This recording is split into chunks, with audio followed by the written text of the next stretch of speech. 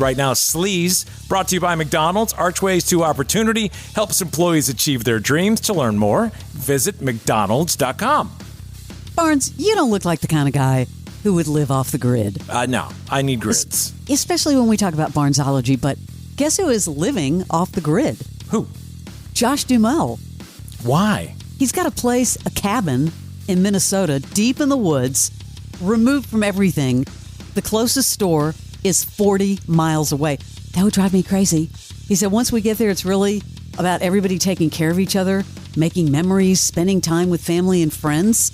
He talked to E.T. about why. I love it. Maybe it's not for everybody, but for me, I think when I got this place 16 years ago, there was nothing there. It was just empty. I was like, I have to do it because then I can just sort of shape it and do what I want. So for me, it's just giving me purpose as far as my off time. I want to be out there building things, teaching my kids how to, I don't even own a lawnmower in Los Angeles. Out there, I'm on a tractor. It's like two different worlds. Right. And I think it's so good for my boy and my baby boy now too, to just start to learn how to do some of the basic things that I think we've either forgotten or never learned how to do it. I don't know. I guess it's easy when you have a big hit show because this show's killing it. I mean, that could be the next Yellowstone in a different kind of novella way. Yeah, I was going to talk a little bit about that show. Multiple reasons why his show on Netflix, which is called Ransom Canyon, with Minka Kelly and James Brolin, by the way. It's about 3 rival ranching families in the Texas Hill Country having a moment in the sun. You want to know why? One, people love these, they're saying, soapy westerns because of Yellowstone, right? But the other reason, this is actually kind of cool. This is the first Netflix production to power its base camp and catering almost entirely by the sun. The show is helping to expand the way Hollywood projects are doing everything they can to reduce their carbon footprint. Yeah, but that's not why people are watching it. Powered by the sun, baby. Is there a lot of sex in it? No, it's because of they're saying it's tapped into this whole wave of soapy westerns. There's got to be sex. I've got to watch. Something is going on in it for it to be that popular that fast. They're already talking about new seasons. Apparently, the writer's room is already firing up, and Netflix hasn't even greenlit a second season. This is what's crazy about a lot of these new shows. They say a season 2 is starting before season 1 has even ended. Yeah, people are watching. Grab it while you can. Did you see this story? Oscar voters will no longer be able to skip watching some of the nominated films. It's a new rule. I guess before in each category, to be eligible to vote in the final round, up till now, voters had been encouraged to watch the nominees and vote in each category they felt qualified. No more. You got to watch all of them. Well, what are you going to take a test? How are they going to know if you watched all of them? AI, baby. It's going to know everything, every move you make. I get. I mean, how every step you take. It could be like those things we have to do for HR. We have to watch those videos, and they can tell if you skip it. Maybe that's it. Maybe the thing will have something embedded, whatever they watch it on. How will they know? I bet you that's what it is. At least someone's gonna start it and walk out of the room or something and leave it with their cats. Hey, did you ever see the first I Know What You Did Last Summer? Probably. I don't remember. Jennifer Love Hewitt. I thought you loved her at that time. Yeah. Well, the first sequel trailer has kind of a hook. It hits theaters July 18th. Baby, you okay? Why don't you go upstairs and do that guided meditation you like? Thank you. Find a peaceful setting and close your eyes. Imagine a white light calling you. Hello? Now, feel that love entering your body and emanating out from your chest.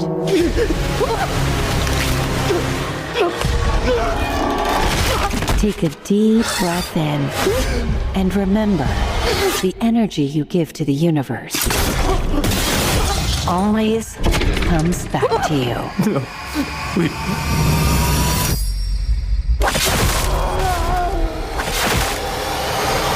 They are bringing everything back.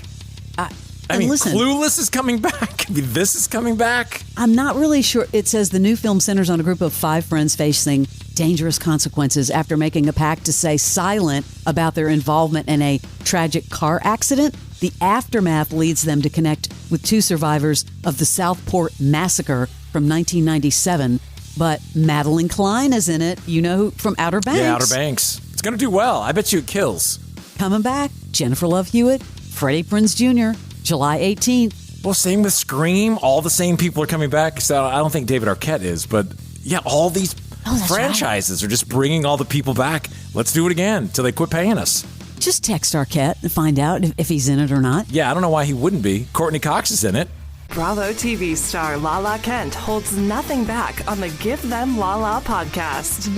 It's very a lot. You want the headline. Here is my interview with Vicky Gunvalson. Who did the biggest number on you? I'm not friends with Tamara anymore, which is fine. Do you feel like you guys can repair? No. Stick to what you know. Iconic. Absolutely fantastic. It is like the Super Bowl every episode. Give Them Lala. Unhinged, but also amazing TV. Get ready. Follow and listen on your favorite platform.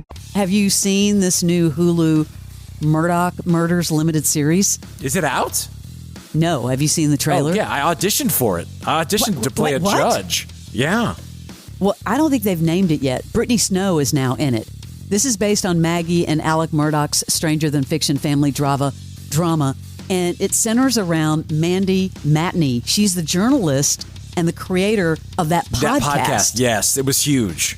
So Brittany Snow is going to play Mandy Matney, and then, of course, Patricia Arquette is in it. She's going to play Maggie Murdoch, and Jason Clarke is going to play Alex Murdoch. Wait a second, Barnes. I don't remember you auditioning for this. Man, if I could be anything, a judge is right up my alley. I haven't heard, so I guess I didn't get it. But Patricia Arquette was seen a couple of weeks ago on Miami Circle over antique shopping through those stores. It was like 2 weeks ago. I love Miami Circle. Mm-hmm. Guess who's standing by their man? Hilaria Baldwin. This is after a Trump impersonator tried to get under Alec Baldwin's skin. She chased this dude down. Here he is, the Trump impersonator. There's a part nobody saw because the camera was off. His wife chased me around the block after. No, you are kidding me. Oh, I'm not kidding you. Me and my cameraman were like, holy crap, I can't believe we got this. And then I hear this, what are you doing? Da-da-da-da-da. Behind me, she pretended to be Spanish. So she's like, oh my God, what are you doing? And I turn around and I immediately recognize her. I'm like, that's the cucumber lady. That's the lady who pretended she couldn't pronounce cucumber, pretended to be Hispanic. Meanwhile, she grew up in Boston. Rich white girl. How you say cucumber? And she actually this is a scoop for you guys. My name's Scoop. This is a scoop. She lunged for my phone. Miss Hilaria, she's like, come here. And I was like, what? And you know what? I yelled at my cameraman, like, you're a beautiful camera woman. I said, get this. And, I was a little disappointed with him. He missed that opportunity. That was a goal. That might have been bigger than me and Alec. But his wife, his 43-pound wife, was chasing me down the street in high heels trying to grab my phone. His 43-pound wife. This dude's a comedian, I think. He's just trying to get his 15 minutes again. He is. He's all over the place.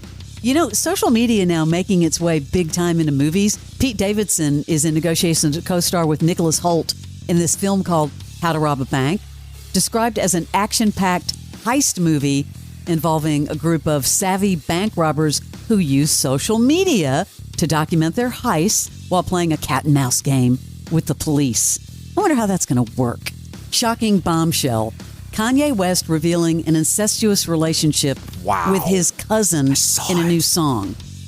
Quite frankly, the song is called Cousins. Quote, he put on Twitter, about my cousin that's locked in jail for life for killing a pregnant lady a few years after I told him we wouldn't look at dirty magazines together anymore.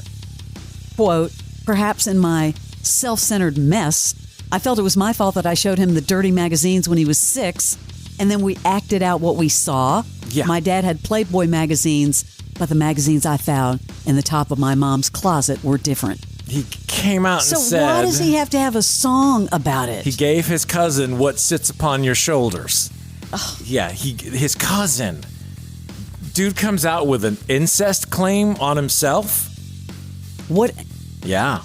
The poor wife, run. Yeah, I don't know why she hasn't left yet, honestly. Don't know if you saw this, but now Shannon Sharpe is firing back at his rape accuser, calling BS on her allegations, and then sharing some graphic messages he claims that she sent back for his side of the story. His attorney released the denial on the Hall of Famer on Monday, just hours after a Jane Doe said in a lawsuit that the ex-football player sexually assaulted her on multiple occasions in late 2024 and early 2025. She is suing for $50 million in damages. Wow. And that story won't go away.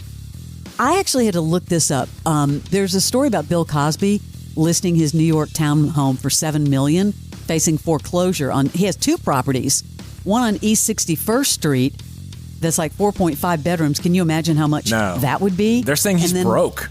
And then another one for $17.5 million on 71st Street. I think that's where it is. But you remember over 60 women accused him of sexual misconduct, including rape and assault. Barnes had to look up if he was still in jail. I had to look up if he was still alive. I thought he was dead. Honestly, I thought he was dead. Is he still in jail? No. Bill Cosby is not in jail. On June 30th, 2021, right. The Pennsylvania Supreme Court vacated his conviction on sexual assault charges, and he was released from prison. He had been serving a 3 to 10 year sentence. Yeah. I completely forgot about all of that. I know, I did too. I thought he was dead, honestly. But yeah, he was not a good person. I mean, his world is really, the final last drips are dripping. It's interesting that we hear all this great stuff about Post Malone and how he gives back all the time, but now his ex-fiancée is seeking primary custody of their daughter. She has filed for primary physical custody. Their daughter's 2.5 years old. He is requesting joint legal custody. We'll see what happens, but man, that doesn't look good when somebody says, I want full custody. It's like, what in the hell happened? Yeah. He seems like such a good guy. She's the one I mean, we don't know what happened behind closed doors, what the situation, but he does 2 sides to every story. He just seems like a really good dude. That's your Celebrity Sleaze. This is Women's Work with Nicole Khalil. I wish you health, physical, mental, emotional, financial, social, and most definitely spiritual. Redefining what it means to be doing women's work. I would rather have the temporary pain of discomfort than the avoidable pain of regret. But hear me when I say this. Believe in something. Believe in yourself. That, more than anything, is absolutely woman's work. This is Woman's Work from Believe.